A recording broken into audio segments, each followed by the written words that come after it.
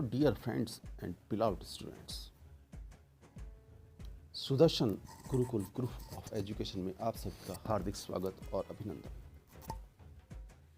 आज हम बात करेंगे भारत के नक्शे की और एक कहानी नक्शा मुख ज़बानी छप जाएगा दिमाग में प्रत्येक राज्य आपके। बस इस ट्रिक का इस्तेमाल किया है हमने जो आपके सामने है। और ट्रिक क्या है? अरुण ने नागमणि लेकर 3 बार मज़े किए। कैसे किए, क्या हुआ? हो सकता है हम इस वीडियो में कुछ ऐसे शब्दों का इस्तेमाल करें जो हमें नहीं करने चाहिए, लेकिन एक स्टोरी है, एक कहानी है, जिस कहानी के माध्यम से हम इस नक्शे को आपके दिमाग में उतारने की कोशिश करेंगे। वीडियो अच्छा लगे तो लाइक कीजिए, शेयर कीजिए और हमें कमेंट करके ज़रूर बताइएगा आपको वीडियो कैसा लगा। वीडियो को अंत तक पूरा देखिए और यदि आप हैं चैनल पर नए तो चैनल को सब्सक्राइब करना मत भूलें। आइए वीडियो शुरू करते हैं। और हाँ, यदि हमारे शब्दों से और बोलने की शैली से किसी को ठेस पहुंची हो तो हम इसके लिए क्षमा प्रार्थी हैं। तो आइए बात करते हैं भारत के नक्शे की और उसके राज्यों की, और वो भी एक कहानी के माध्यम से। कहानी में जो पात्र हैं वो सारे काल्पनिक हैं, इस बात का आपको ध्यान में रखना है, लेकिन कहानी मेरी है और वो भी काल्पनिक, खाली आपको समझाने के लिए, इस नक्शे को आपके दिमाग में छापने के लिए।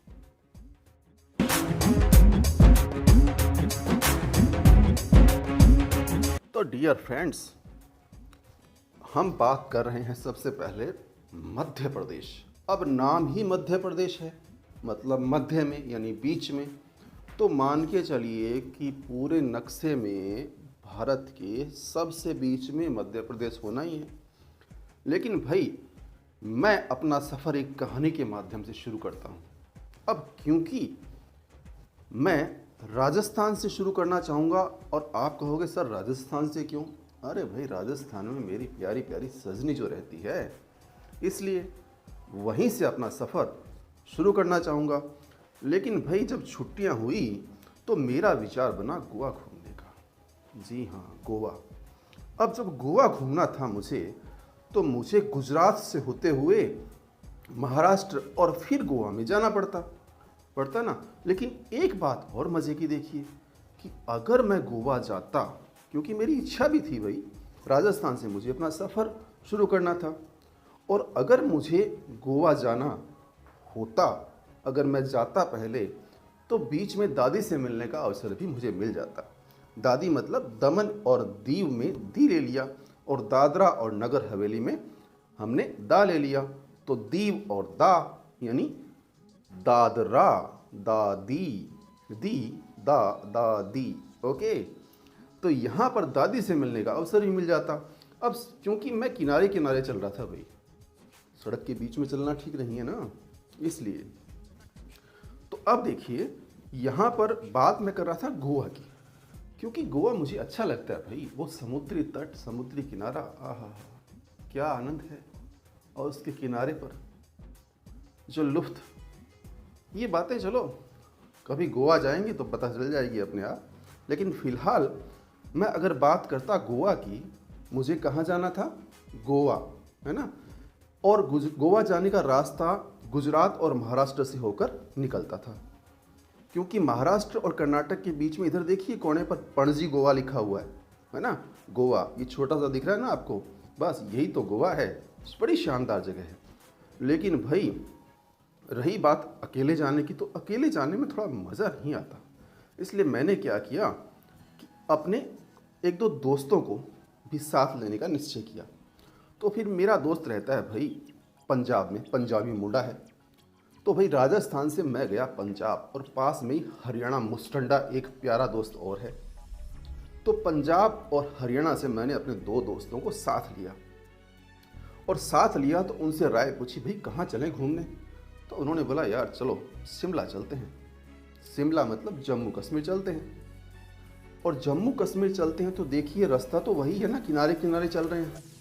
तो यहाँ से पंजाबी मुंडा और हरियाणवी मुस्टंडा दोनों को चका, गाड़ी में डाला और मैं चलो चलते हैं सफ़र पर। और सफ़र की शुरुआत की जम्मू और कश्मीर से। अब जम्मू कश्मीर में यहाँ पर लद्दाख भी है, आपको पता ही अभी अभी नया थोड़ा सा कट लगा है ना। हाँ, लेकिन वहाँ पर देखिए जम्मू कश्मीर में और लद्दाख के पास में बर्फ़ पड़ती है, बर्फ़ यानी हिम। तो हिमाचल प्रदेश से हम नीचे उतरते हुए उत्तराखंड, अब देखिए सफ़र शुरू हुआ था राजस्थान से, हुआ था ना। अब हरियाणवी और मुस्टंडे को और पंजाबी मुंडे को लेकर जम्मू कश्मीर चले। वहाँ पर खूब सैर सपाटा किया लद्दाख से होकर के। जब वहाँ पर, क्योंकि हमने देखा कि सर्दियों का मौसम था भाई, और बर्फ़ जब गिरती है तो वहाँ का आनंद ही अलग होता है। लेकिन जैसे ही हम हिम से, हिमाचल प्रदेश से शिमला होते हुए उतर गए नीचे उतर गए, मतलब उत्तराखंड से, और थोड़ा और नीचे उतरे तो यहाँ पर देखिए उत्तर प्रदेश आ गया। लेकिन हाँ, ये अलग बात है कि सीमा जो है वो नेपाल से लगती है, ठीक है। तो यहाँ पर देखिए हमने क्या किया, बिहार। अब बिहार में क्या हुआ कि एक पश्चिम की एक युवती झाड़ के नीचे बिहार में खड़ी थी। पश्चिम की एक युवती मतलब पश्चिम बंगाल, और झाड़ के नीचे, झाड़ मतलब झारखंड, और बिहार में खड़ी थी। तीनों पास पास ही तो है, याद रह जाएगा ना। हाँ, अब खड़ी थी, कौन खड़ी थी भाई, पश्चिम की एक युवती झाड़ के नीचे और बिहार में खड़ी थी। तो भाई पंजाबी मुंडा जो था वो उसको देखते ही थोड़ा फिसल गया।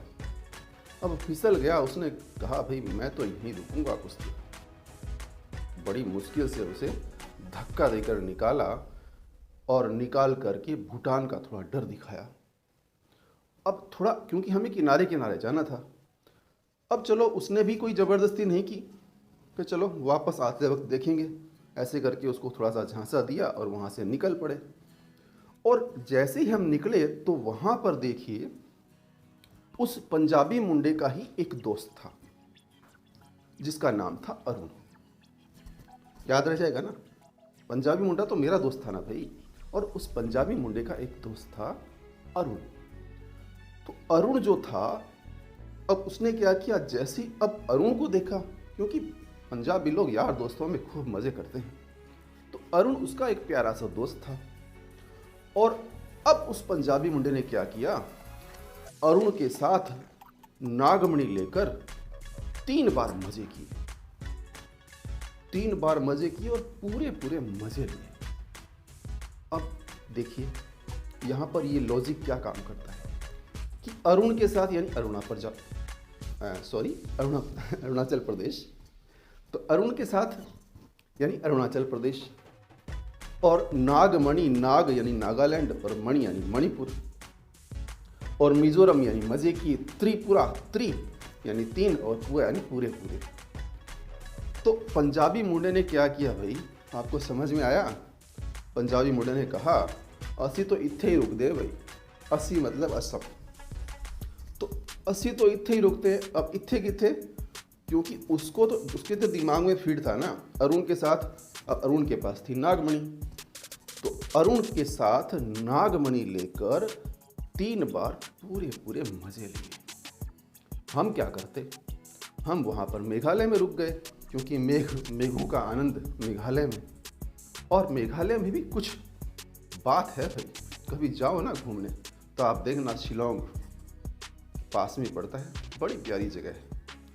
लेकिन फिर वहाँ से अब 3 बार मज़े की, तो 3 बार मज़े करने में उसको पूरा दिन खप गया भाई। रात को मेघालय में हमने रेस्ट किया, और फिर मेघालय में फिर उसके दिमाग में तो वही पश्चिम था, पश्चिम समझ रहे हो ना। हाँ, लेकिन वहाँ से जैसे तैसे हमने उसे निकाला और अपनी ऑडी लेकर के, अब क्योंकि हमने भी कुछ मज़े किए थे तो सीना 36 का हो गया था, 36 मतलब छत्तीसगढ़, और वहाँ से हमने ऑडी ली, अपनी ऑडी पश्चिम बंगाल में जो खड़ी की थी, हाँ वहीं उसी युवती के पास जो कि बिहार में खड़ी थी, झाड़ के नीचे। याद आया कुछ? आया ना? हाँ, वही। तो देखिए भाई, हमने वहाँ पर 36 का जो सीना था मेरे से ज़्यादा तो उस पंजाबी मुंडे का चौड़ा हो रहा था, क्योंकि बदमाश था, थोड़ा शरारती था। चलो हम तीनों ऑडी के सफ़र में निकले, सड़क के रास्ते रास्ते। अब बारी आती है हमारे मुस्टंडे भाई दोस्त की, जो कि हरियाणा से था, आपको बताया था। और वो जो दोस्त था उसने भी कुछ कम, वो भी कम नहीं था, उसने भी कुछ कम नहीं किया। क्योंकि जैसे ही हम आगे बढ़े तो देखिए भाई, तमिल की एक युवती, हाँ थी वो थोड़ी अंधी, वो अलग बात है, केर लेकर कर्नाटक में खड़ी थी। तेल लगाए हुए सर पर आप, क्योंकि हर चीज़ के दो अर्थ होते हैं। आप सीधे सीधे जिस पटरी पे मैं चला रहा हूँ, क्योंकि मेरा उद्देश्य है इस पूरे सफ़र के माध्यम से इस नक्शे को आपके दिमाग में छापना। मेरी कहानी याद रहेगी तो नक्शा बखूबी छप जाएगा। तो एक अंधी युवती, बालों में तेल लगाए हुए, पट्टे पुट्टे, मतलब एकदम ढंग से संवारे हुए, बाल बनाए हुए बोल सकते हैं हम, अंधी युवती, तमिल की एक अंधी युवती। तमिल तो नीचे नीचे देखिए, तमिलनाडु मतलब। और अंधी को हम ये मान सकते हैं, हालांकि बोलना नहीं चाहिए, लेकिन हम एक कहानी बना रहे हैं। तो अंधी आंध्र प्रदेश हम लेंगे एक बार। बाकी आंध्र प्रदेश बहुत प्यारी जगह है, ऐसी बात नहीं है, लेकिन हमने इसको एक नाम दे दिया ऐसे ही, क्योंकि कहानी बनानी थी। क्योंकि दूसरी बात यह कि कहीं ऐसा नहीं हो कि कोई ऑब्जेक्शन आए। ऑब्जेक्शन की ज़रूरत नहीं है भाई, आंखें सबके पास है तो कुछ न कुछ अंधे भी होते हैं हर स्टेट में। लेकिन फ़िलहाल हम बात करेंगे कि तमिल की एक युवती, बालों में तेल मतलब तेलंगाना लगाए हुए, पट्टे पुट्टे संवारे हुए, और कर्नाटक में खड़ी थी। अब हमारा जो हरियाणवी मुंडा था ना, मुस्टंडा मतलब, वो देखकर उसने तो पैर पसार दिए भाई। बोले अब मैं तो अठे ही रुकांगा, तन्ने जानो है तो जा।